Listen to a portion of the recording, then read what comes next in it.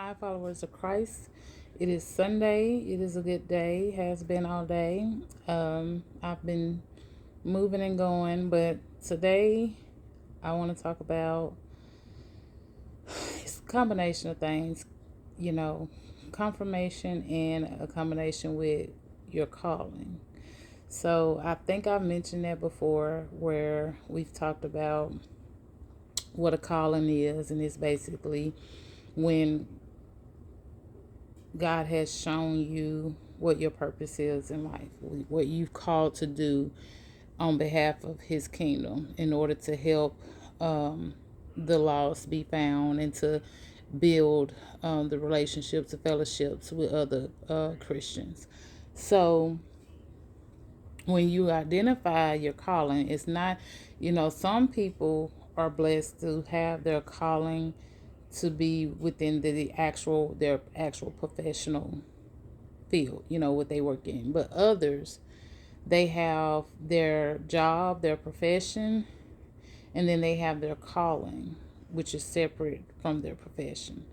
And I, for one, have always struggled with what my calling was because I wanted my calling to be associated with my profession because I that's how much of a relationship I wanted to Christ. I wanted to be surrounded in His presence at all times, all day long, at work, at home, in between times, in the meantime. But it didn't work out that way. So I have been on the search. I've been seeking God to get my true calling.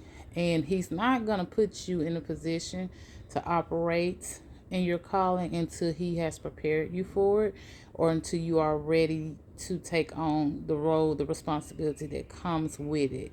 So you have to be, your relationship with Christ has to be on a level that will allow you to operate accordingly. So it's definitely one, some people start out the gate, others, they have to wait it out until they're ready. I'm one of the ones, 40 years old, had to wait it out.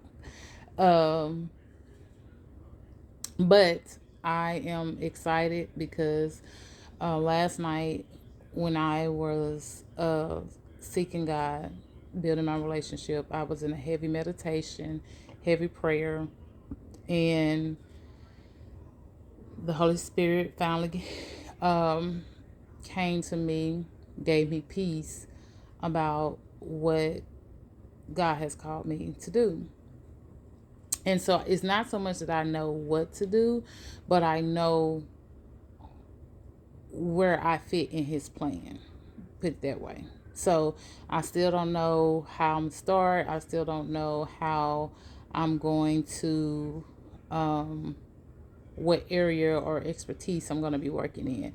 I just know God showed me that the future belongs to Him. And because the future belongs to Him, it's not for me to try to dictate what tomorrow is going to be or how I'm going to be operating tomorrow. It's I'm operating in the right now in this moment. And He also showed me, well, what have your pastor been saying for several months since you've been returned back to church? And one thing he always say every Sunday is that um, our children are 100% the future. So that associates me with working with the youth. Now, how young, don't know. What capacity, don't know. But I do know I have always been in a position to work with young kids. I have a soft spot for young adults, young children, like I said, the future. I'm always putting myself in a position to protect a child because I believe children are innocent, and a lot of when I see them being mistreated by an adult, or if I see them being mishandled properly based on their maturity level, I do step in, like, out of habit. And so, and it's funny because I've been away pretty much my whole life. Like literally, I remember at the age of I probably was like 5, 6, maybe 7, and I was at my grandmother's house, and one of my baby cousins was asleep in my grandmother's room, and the AC unit, I believe, had started dripping water onto one of the plugs, and it started sparking. And I just happened to be going in there because I was trying to, we had a lot of people over, and I was going to sneak in and use their bathroom instead of waiting on everybody else. And I saw the spark, and me being who I am, I got scared, but I snatched my baby cousin off the bed and just took off. Like, oh my gosh, I don't know what's going on. And they was like, what are you doing with the baby? I was like, it was on fire. But anyway, and everybody just died laughing because literally I held her like a little football trying to protect her. So I've always had that initiative to protect children. And even though there was a time in my life where I didn't think that I would have kids myself, when I found out about my first child, my relationship with God was, I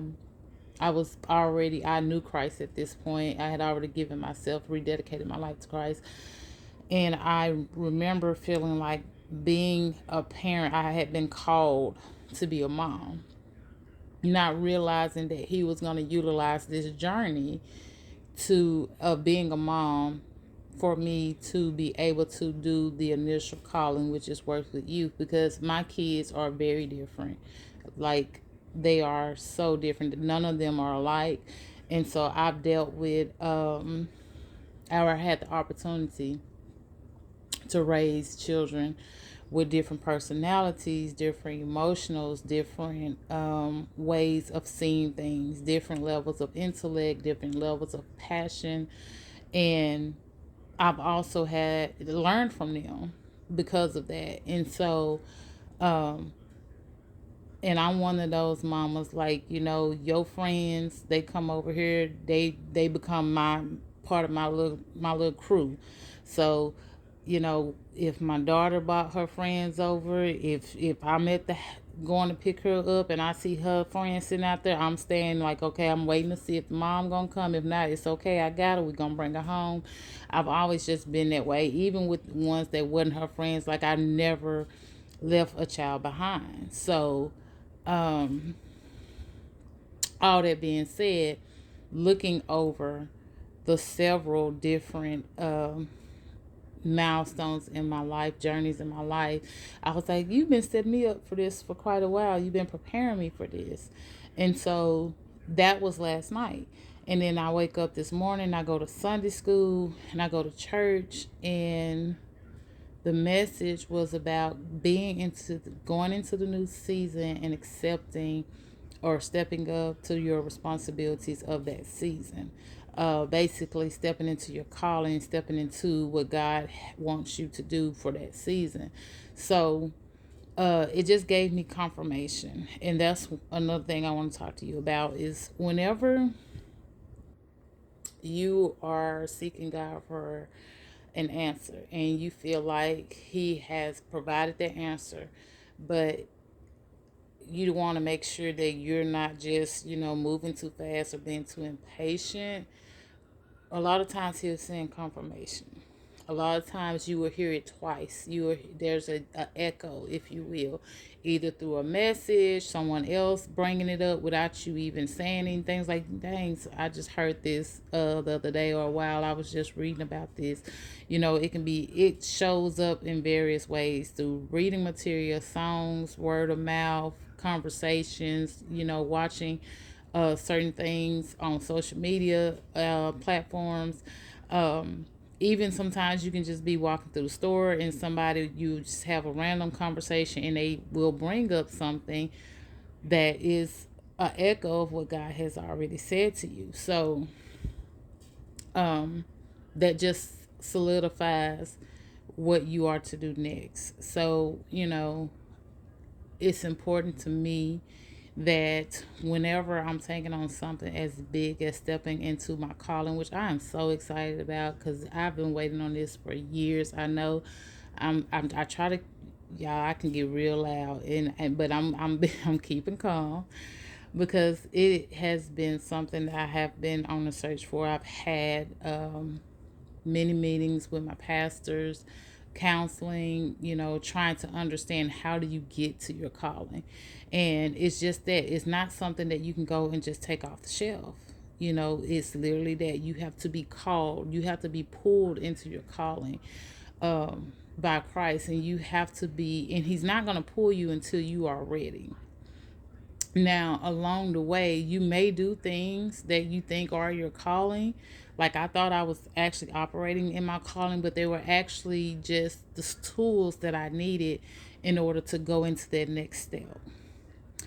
And so I have been battling. I know this is more of a testimony of versus a lesson, so y'all just bear with me. But I think it's helpful when I'm relatable to understand the message that God is trying to give out. But um, so, like, whenever I'm at work, I'm always seeking God, right? I'm always looking for, where is the Spirit showing up? What am I doing here? What is the identity here? And if I don't find Him, I will try to move on. But I try not to be disobedient and move too quickly. And a lot of times, I really don't even know, right away if this is the right thing. I feel the need to move and shift, but I won't do it. Like I've been on jobs that I was just miserable at, like coming home crying at night, but I wouldn't move because God hadn't told me to move yet.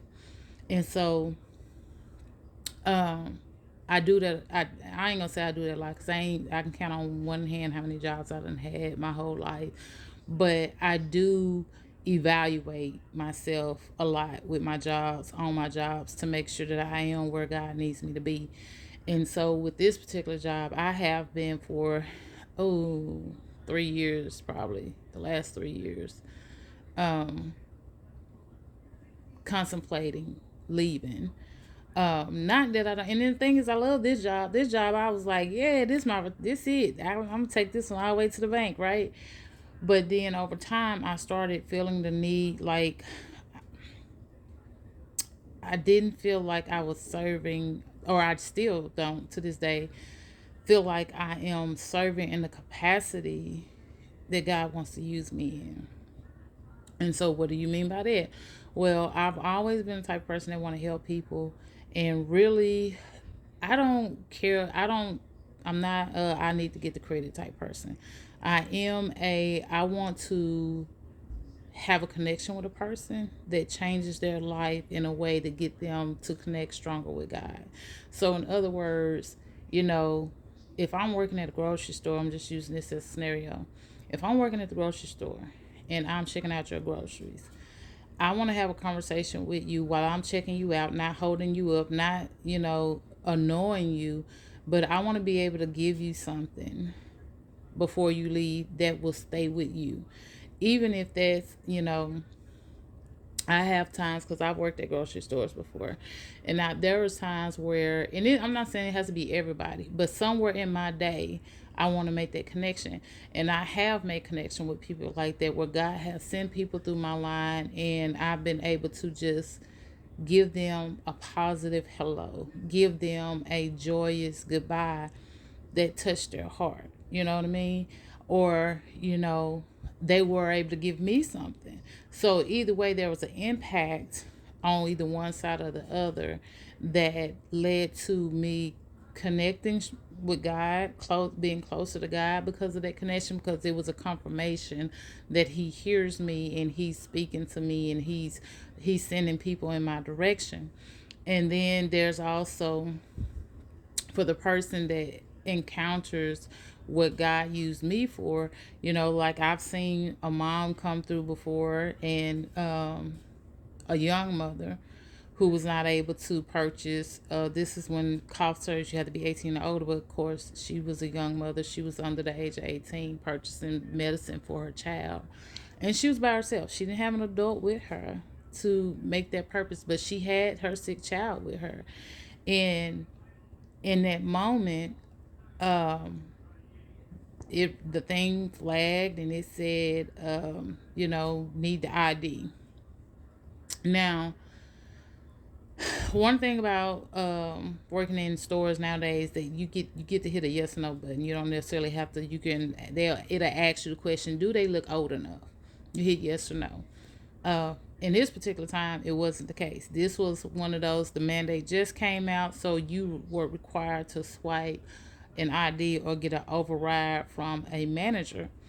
And I know this is long, but um, I saw how she looked, because I could tell, like, she's been to a few stores trying to get her child the help she needed, and she's been turned away.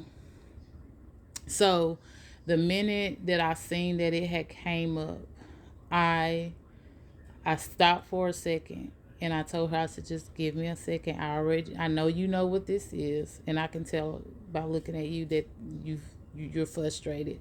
I said, so let me go over here. Instead of calling them to me, I'm gonna go have a conversation with them and I'll be back.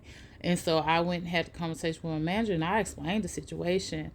And my manager came over and just immediately overrode the situation and allowed her to purchase the medicine. And immediately she was in tears of joy. She was like, you just don't know how many stores I've been trying to go to get my baby her medicine, and how many days she has been sick because I can't get her medicine. Like, she was, she said she had no one, she this and that. She poured her heart out, and I was able to connect her with through my experience. I was able to connect her with some resources. I said, when you're in this spot, this is what you need to do. So you need to go here, take her here, and they're gonna give you this. And this is the next time she gets sick. If she gets sick, they know that you are a minor, so they have to write a prescription for her. That way you don't have to go through the over-the-counter process. Instead, you go through to the actual pharmacy and they give it to you in prescription form. She didn't know that. How would she, right? So I was able to provide that with her. That's something that she could take until she is of age. So she's like probably 15, 16. So that's 2 years of her life that now she has knowledge that will help her child. So those are the kind of encounters that I wanted with people. That girl will never know my name. I don't know her name. But I do know God used me to help change her life moving forward for the better. And those are the kind of impacts I be trying to have at work with people, or the jobs that I take, is to try to have those type of impacts. And it don't always happen that way. And so when it's not happening, I feel like this is just an everyday norm. I was like, well, Lord, is it time for me to go? Is it time for me to move? I don't feel like we're making changes for the good, or, there's just too much other extra stuff I feel is distracting. But instead, he told me to stay and wait. And now that he's shown me what my calling is, that still doesn't mean it's time for me to leave my job. It just means that I can be a little bit more patient and knowing when that time comes, because I already know I've accepted that I don't feel I'm going to be here forever. Um, but that's okay. So, when you are in your calling, if you're working at a job and you feel like this is not something that God has called you to do, and you're looking for jobs and you're not finding anything, that's just reaching out, sometimes you just have to go to God and say, okay, you want me to be patient, so show me how to be patient and operate within this job. Show me how, make sure I'm still staying focused, I'm not being distracted by the things that are going on behind the counter or behind the scenes, that I still don't want anything at this job to deter me from you or separate me from you, so you can continue to get that confirmation that you need, that you are in his path, you're still building that relationship, and you are on your way to having a knowing what your calling is. So this video is long enough, so I'm going to stop it here. But confirmation and calling tend to go hand in hand. If you have not got your calling yet, it's okay. That God is just preparing you and giving you the tools that you need in order to operate in your calling effectively for Him and His plan. And if you are receiving word from God and you're not sure, just wait. The confirmation will come, and you will know at that time that it's time for you to make that shift. So y'all just have a blessed day and keep praying.